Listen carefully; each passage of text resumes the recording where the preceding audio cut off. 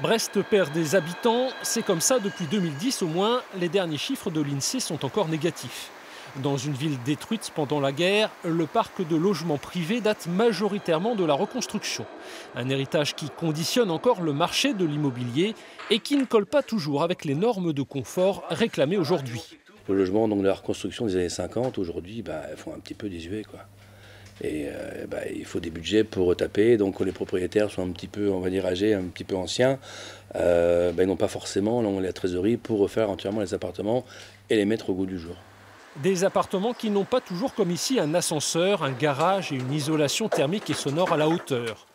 Pourtant, selon l'Observatoire de l'habitat du pays de Brest, le taux de logements vacants ne s'envole pas. Il est même plutôt faible concernant la vacance de longue durée, 2,3% seulement. Impression confirmée dans cette agence. Le centre-ville, en termes d'appartements vacants, c'est 0. Voilà. Dès lors que j'ai un préavis classique de 3 mois, j'arrive à louer.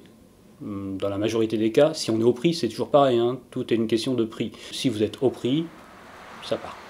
Être au prix du marché, mais surtout entretenir le bien, c'est la clé selon les professionnels. Quant aux politiques publiques, dans le secteur privé, elles se limitent à construire du neuf, au quartier des Capucins par exemple, ou aider les propriétaires comme à Saint-Martin. Le logement n'est pas sinistré à Brest, à condition de s'en donner la peine.